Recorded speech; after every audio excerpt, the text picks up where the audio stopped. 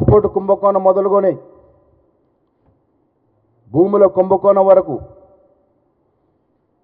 వివిధ రకాలుగా యథేచ్ఛగా దోచుకున్న నువ్వు ఈ దేశం కోసం తాత ముత్తాతల నుండి ఆస్తులతో పాటు పదవులను కూడా త్యాగం చేసినటువంటి రాహుల్ గాంధీ గారి గురించి మాట్లాడే సాహసం ధైర్యం ఎక్కడిది కేటీఆర్? నీకు నీ స్థాయి ఎంత, నీ బతుకెంత, ఏంటి నీ బతుకు?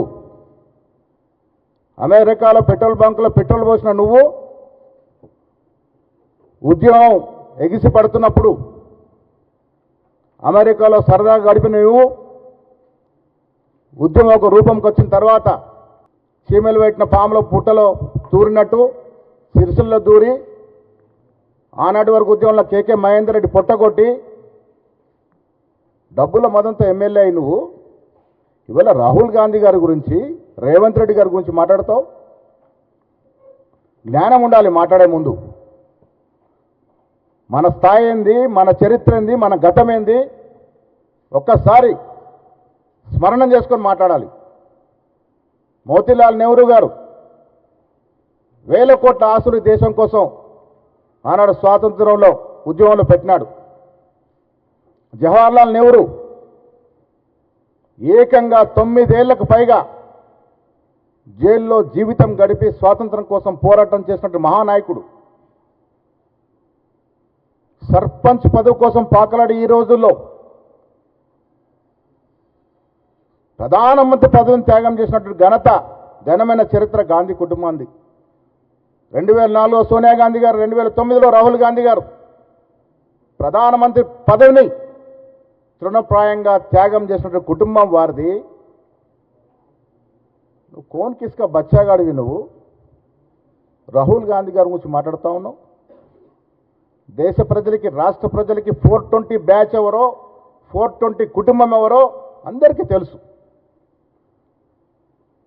ఆయన వల్ల మాట్లాడిన భాష చూస్తూ ఉంటే ఇలా తెలంగాణలో నేను కూడా ఛానళ్ళు కూడా దాన్ని ప్రసారం చేయడానికి కొద్దిగా వెనుక ముందవుతున్నటువంటి పరిస్థితి. తల్లి లాంటి తెలంగాణ యాస మట్టెలు గంటె పుస్తలమ్మి ఇన్నాళ్ళు దేశంలో ఎక్కడ లేని విధంగా భాష యాస నిగ్గస్సుగా కలుషితం చేసి 10 ఏళ్ళు మద్యాన్ని ఏరులై పారించి యువతని ఎటు రాకుండా, పనికి రాకుండా చేసినటువంటి ఘనమైన నీచులు మీరు. డబ్బే పరమావధానంగా, డబ్బే లక్ష్యంగా 10 ఏళ్ళు పాలన చేసింది మీ కుటుంబం.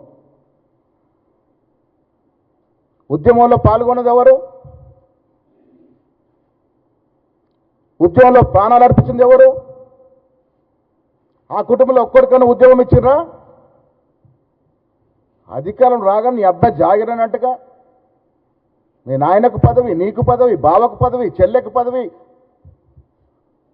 తల్లికి పదవి, అడ్డగోలకు పదవులు ఉంచుకున్న మీరు, ఈ రాష్ట్రాన్ని యథేచ్ఛగా దోపిడీ చేసిన మీరు ప్రజల్ని మర్చిపోలే. ఇంకా మీరు చేసిన దోపిడీ మర్చిపోలే,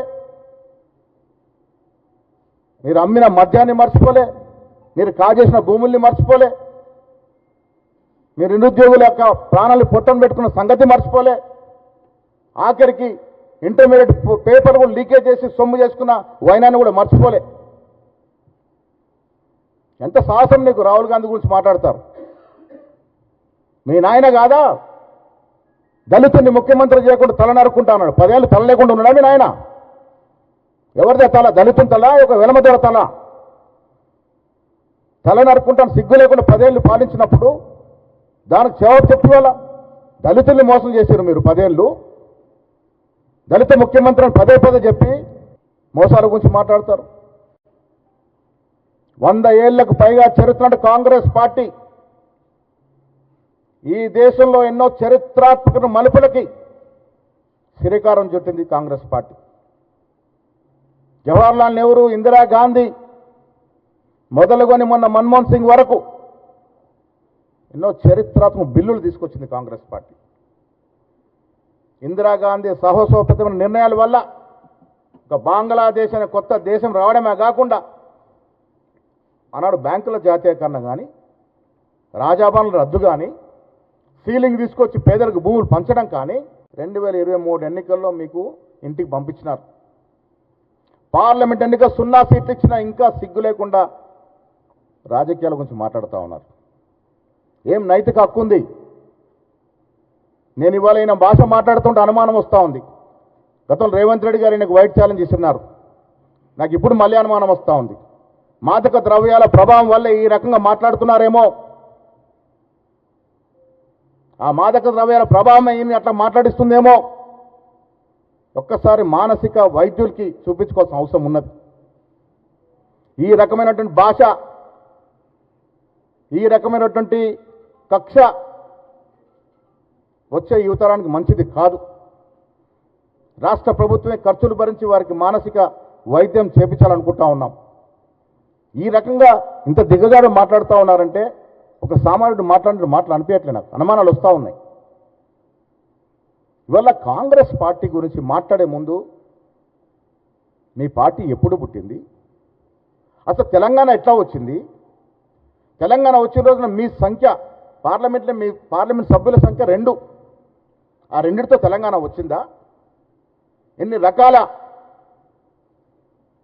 ప్రయత్నాలు కాంగ్రెస్ పార్టీ ఆనాడు యూపీఏ ప్రభుత్వం చేస్తే తెలంగాణ వచ్చింది. వచ్చిన తెలంగాణ మీరు కబలించేసుకొని ఏదో రాష్ట్రాన్ని ఉద్ధరిస్తారంటే ఇలా 8 లక్షల కోట్లు ఎవడబ్బ సొమ్మని తీసుకొచ్చారు. ఎవరు నెత్తిరపోయా పెట్టిపోయారు వల్ల. ఇవాళ ఈ రాష్ట్రంలో రేవంత్ రెడ్డి గారు, బట్టి విక్రమార్క గారు, కాంగ్రెస్ ప్రభుత్వం మీరు చేసిన అప్పుల్ని మోస్తూ ఉంది. మీరు చేసిన 8 లక్షల కోట్ల అప్పుకు వడ్డీ కడతా ఉంది, ఇన్స్టాల్మెంట్ కడతా ఉంది. ఇవన్నీ మర్చిపోయినారా? కల్లాల మీద రైతులు ఎంతమంది చనిపోయినారో మీకు గుర్తుకు లేదా? ఖమ్మం మిర్చి రైతుల యొక్క బాధ, వారు పడ్డ యాస మర్చిపోయినారా?